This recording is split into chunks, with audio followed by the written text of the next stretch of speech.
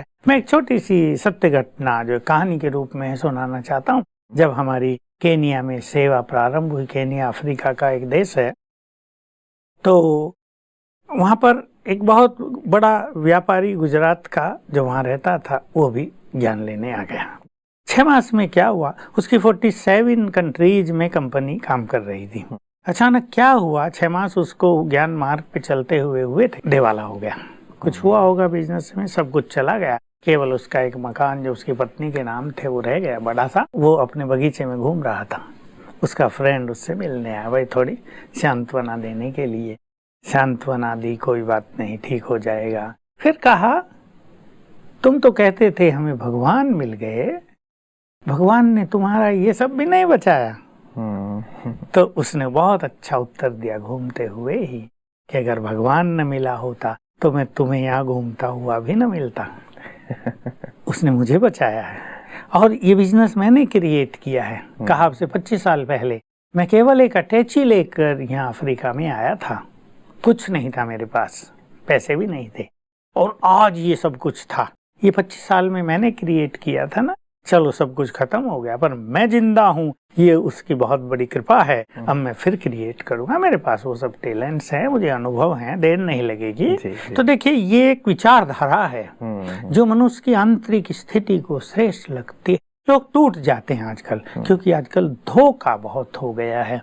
अपने लोग जो फ्रेंड थे, एक व्यक्ति कल परसों अपनी बात सुना रहा था, अपने किसी फ्रेंड को पैसे देते गए, वही कर्ज पर, उसको जरूरत थी, देते गए, लेने जो गए 10 साल हो गए थे देते देते, वो भी इंटरेस्ट चुका रहा था।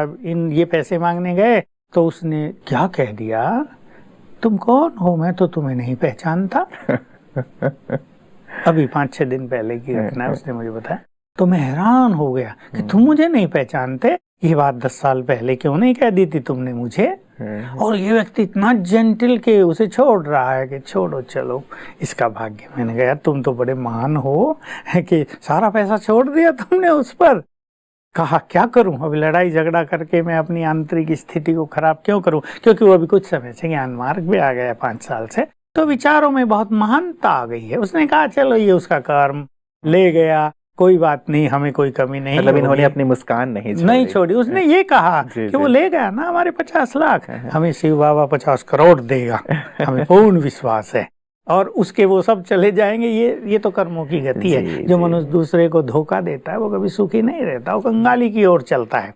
तो ये कुछ ऐसे विचार हैं सुंदर, जो मनुष्य की आंतरिक स्थिति को अचल अडोल रखते हैं। तो ईश्वरीय ज्ञान और योग की शक्ति ऐसी परिस्थितियों में हमें बहुत अचल अडोल रखती है।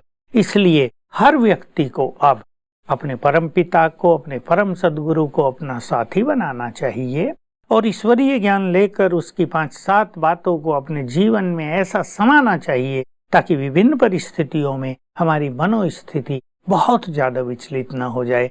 थोड़ी विचलित हो, हम जल्दी उसको फिर से सेट कर दें। जी जी जी। चलिए, सुंदर मुस्कान पे आपने बहुत ही प्यारे संकल्प दिए हैं भ्राता जी। मुझे लगता है कि सभी इस पे अमल करेंगे और साथ ही मुस्कुराते रहेंगे। आज की सुंदर मुस्कान भरी चर्चा के लिए आपका बहुत बहुत शुक्रिया। मित्रों, कहते हैं कि मुस्कान एक बहुत ही खूबसूरत सी चीज है जो कभी भी आउट ऑफ फैशन नहीं। तो भ्राता जी, यदि मैं 3 बातें जानना चाहूँ हमारे सभी दर्शकों के लिए कि हमारी मुस्कान हमेशा बनी रहे, कभी भी जाए ना, तो वो 3 बातें क्या आप सजेस्ट करेंगे? देखिए, मैं तो, क्योंकि हम ईश्वरीय मार्ग पर अग्रसर हैं और हमें मिलने वाले बहुत लोग ईश्वरीय मार्ग पे चलने वाले होते हैं, मैं उन्हें कहता हूँ कि तुम्हें शिव बाबा से जो प्राप्तियाँ हुई हैं इस जीवन में, उनकी एक लिस्ट बनाओ। वो कम से कम 10, अधिक से अधिक 25 हो सकती हैं। उन पे जरा एक नज़र डालो। शिव बाबा, तुमने मुझे क्या दिया? जीवन आनंद से भरपूर हो जाएगा। तो वो आंतरिक खुशी बाह्य मुस्कान के रूप में प्रकट होगी। दूसरी चीज होती है सुंदर विचार। ज्ञान, जो ईश्वरीय ज्ञान हमें मिला है, उनका बहुत अच्छा चिंतन करना।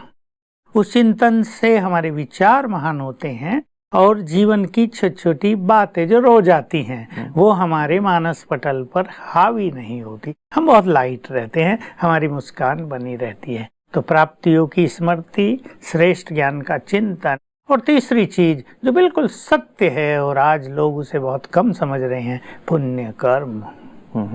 पुण्य कर्म बहुत बड़ी पूंजी है मनुष्य की, इससे बड़ी संपदा और कुछ होती नहीं है। तो ये तीनों चीज होंगी तो खुशी की संपदा हमारे पास रहेगी और वो चेहरे से जरूर प्रतिभाषित होगी। कई बार बड़ी से बड़ी समस्या इसकी बहुत आवश्यकता है।